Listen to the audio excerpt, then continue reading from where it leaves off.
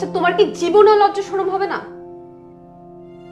আর কত অপমান করলে তুমি এইসব বিহেভিয়ার বন্ধ করবা? দুধটা খেয়ে নাও। আরে বাবা খেয়ে নাও না। আমি খাবো না। নবনীতা এই যে দেখছো শাড়িটা পরার সময় আমি বলছি নিতে। আমি তো বলেছি আমি খাবো না। আর তুমি এখনো এগুলো পরে আছো কেন? আজকে 11টায় কোর্টে যাবার কথা, এটা মনে আছে? বাবা আমার 2 মিনিট লাগবে, আমি যাবো রেডি হব শেষ। Don't forget it, Mr. Marcel. Today is our last day. Now go get ready. তুমি না খেলে আমি রেডি হব না।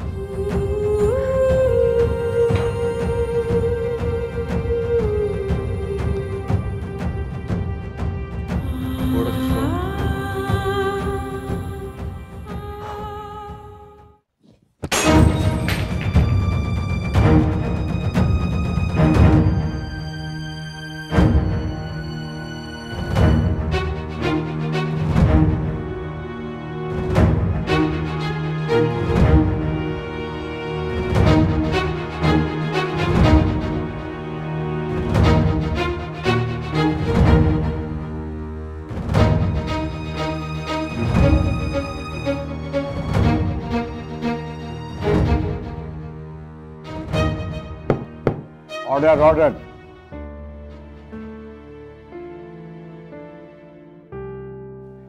মহামান্য আদালত, আমি বাদী পক্ষকে জিজ্ঞাসাবাদের জন্য অনুমতি প্রার্থনা করছি। অনুমতি দেওয়া হলো। মিসেস নবনীতা, আপনি যে কারণ দেখে ডিভোর্স চেয়েছেন সেই কারণগুলো মহামান্য আদালত আপনার কাছ থেকে জানতে চায়। আপনি তা পেশ করুন। আমি এমন শান্তশিষ্ট স্বামী চাই না। তার অতিরিক্ত ভালোবাসা আমি অতিষ্ঠ হয়ে গেছি। সে আমার উপর কখনো কোনো রাগ করে না, একটুও চিৎকার চেঁচামেচি করে না, আমাদের মধ্যে কখনো কোনো ঝগড়া হয় না। আমি ভুল করি যাই করি কিচ্ছু বলে না। আপনি জানেন আমি সকালে ঘুম থেকে ওঠার আগে সে চা রেডি করে বসে থাকে আমার জন্য। বাড়িতে এতগুলো কাজের লোক আছে কিন্তু সে আমার সব কাজ নিজ হাতে করবে। তার এই অতিরিক্ত ভালোবাসা আমি আর সহ্য করতে পারছি না। আমি এরকম দাম্পত্য জীবন চাই না। এই একঘেয়ে পরিবেশে থাকতে থাকতে আমার দম বন্ধ হয়ে আসছে। আমি তাই চাই আমার হাজবেন্ডের কাছ থেকে আলাদা হয়ে যেতে।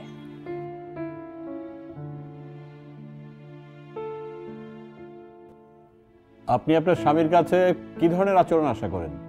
আমি তর্ক করতে চাই, ঝগড়া করতে চাই, ঝগড়াঝাটি হবে, মারামারি হবে, দরকার হলে সে আমার গায়ে হাত তুলবে, তারপর আমি রাগ করব, কথা বলবো না, সে সরি বলবে কিন্তু আমার রাগ ভাঙবে না। দুজন একই সাথে থাকবো রাতে, কিন্তু দুজন দুদিকে ফিরে থাকবো। তারপর দ্বিতীয় দিনে সে আমাকে সরি বলবে, আমার জন্য গিফট নিয়ে আসবে, আমাকে আদর করবে, তারপর বলবে যে নবনীতা আমি সরি, আমার ভুল হয়ে গেছে, আমাকে মাফ করে দাও। তখন আমি তাকে মাফ করে দিব। আর আমি মাফ করে দেওয়ার পর সে প্লেটে করে আমার জন্য খাবার এনে আমাকে মুখে তুলে খাইয়ে দেবে। আমি এরকম একটা হাজবেন্ড চাই। আচ্ছা, আপনাদের কি অ্যারেঞ্জ ম্যারেজ নাকি লাভ ম্যারেজ? Arrange marriage. জনাব মার্সেল, স্ত্রীর গায়ে হাত তোলা আইনত অপরাধ। আদালত আপনাকে এটা অনুমতি দিতে পারে না। তবে আপনি শারীরিক নির্যাতন না করে আপনার স্ত্রীর সাথে নিয়মিত ঝগড়া করবেন এবং তর্ক করবেন, আর 2 দিন পরে মাথা নত করে তার কাছে গিয়ে ক্ষমা চাইবেন। ঠিক আছে? অসম্ভব, ও কখনোই এটা করতে পারবে না। সে অসম্ভব লেভেলের ভালো একটা মানুষ, সেটা আমি বাসরাতেই বুঝতে পেরেছি। আপনি জানেন বাসরাতে কি করেছে? আপনি শুনলে অবাক হয়ে যাবেন। বাসর রাতে সে আমার সামনে গোলাম হয়ে হাজির হয়েছে। গোলাম রূপে? আচ্ছা, খুব পার্সোনাল না হলে বিষয়টা একটু বলুন তো।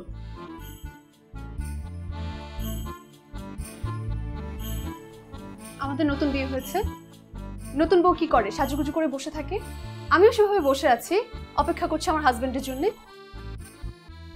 তারপর দেখি একজন প্রাপ্তবয়স্ক শিশু হাঁটি হাঁটি পাপা করে আমার সামনে এসে হাজির।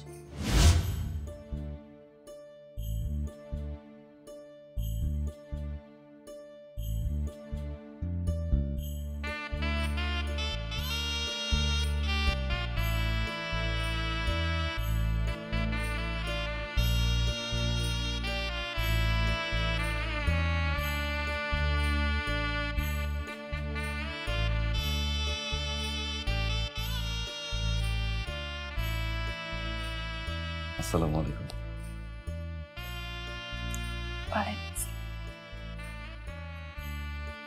মাশাআল্লাহ, আপনি অনেক সুন্দর।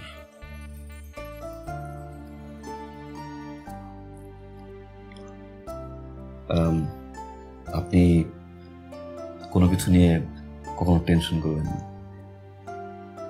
যত ধরনের খরচ আপনি আপনার মনের মতো করে করবেন, আমার কোনো না নাই। আপনার ঘরের হোক, ঘরের বাইরের হোক, সব কাজ কিন্তু আমিই করব। আপনি কোনো সময় টেনশন করবেন না। যদিও বাসায় কাজের মানুষ আছে অনেক, কিন্তু আপনার যত্ন আমারই করতে হবে। আপনার সব কাজ আমি করে দিই। ছি ছি, আপনি কেন আমার কাজ করবেন? আপনি তো আমার স্বামী, আমারই তো কাজ আপনাকে সাহায্য করা। তা অবশ্য ঠিক, কিন্তু আমি যে একটু উল্টোটা হোক, মানে আপনার সব ধরনের কাজ আমি করি, কারণ আপনাকে তো আমার চেয়ে বেশি কেউ যত্ন করতে পারবে না, তাই না? একটা রিকোয়েস্ট আমার আছে, আপনি যদি অনুমতি দেন তাহলে আমি বলতে পারি।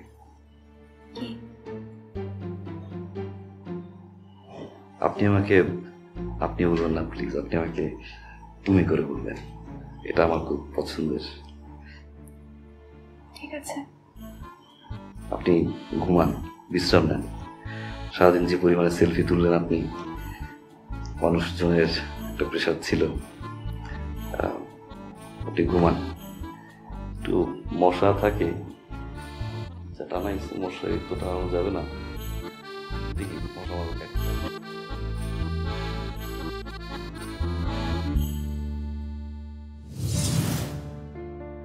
আপনি বলেন, এরকম গোলাম কিসিমের স্বামী কোনো বউ আশা করে? একটা বাসর রাত নিয়ে একটা মেয়ের কত স্বপ্ন থাকে। একটা মেয়ে আশা করে তার স্বামী হবে বীর পুরুষের মতো, বাসর রাতে যখন ঢুকবে মনে হবে রয়্যাল বেঙ্গল টাইগারের পার্সোনালিটি, দুই চোখ দেখে মনে হবে দাউ দাউ করে জ্বলছে, সবকিছু পুরো ছারখার হয়ে যাবে।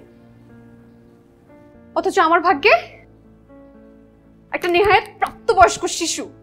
থামুন থামুন নবনীতা, প্লিজ, আপনি অস্থির হবেন না। আমার আরো কিছু বলার আছে। আপনার আরো বলার আছে? একদিন রাতে আমার শরীরটা একটু খারাপ লাগছিল, মানে হালকা জ্বর জ্বর লাগছিল, একটু গলা ব্যথা আর কাশিও ছিল। আমি ওকে বলেছি আমার জন্য একটু পানি গরম করে আনতে। সে যে পানি গরম করতে গেছে, তারপর এসে দেখে আমি ঘুমিয়ে গেছি, মানে আমাকে তো ঘুম থেকে ডাকবে, ডেকে পানিটা দিবে। সে আমাকে ঘুম থেকে ডাকে নাই কেন? আমার ঘুম ভেঙে গেলে তার কষ্ট লাগবে। আমি ঘুম থেকে জেগে দেখি সে পানির গ্লাস হাতে নিয়ে আমার পাশে বসে আছে। এই হচ্ছে সেই লোক। পানি গরম করে নিয়ে আসছে ভালো, কিন্তু আমার ঘুম ভেঙে যাবে বলে যে ডাকা যাবে না, এটা অতিরিক্ত ভালো। এই অতিরিক্ত ভালোটাই আমার পছন্দ না। নবনীতা, আপনি অনেক ভাগ্যবতী। আপনার স্বামী একজন ভদ্র এবং নম্র মানুষ, আপনার উচিত তাকে সম্মান করা।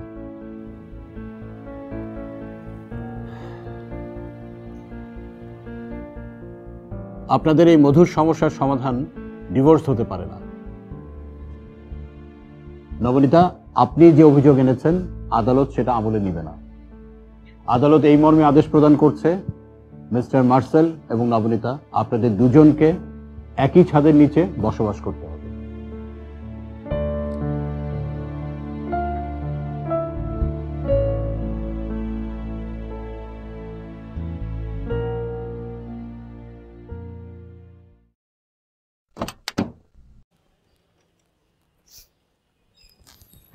তুমি কি আমার ড্রাইভার?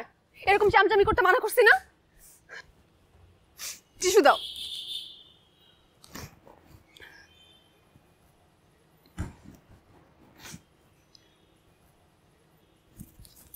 আপিল করব, আমি উচ্চ আদালত আপিল করব।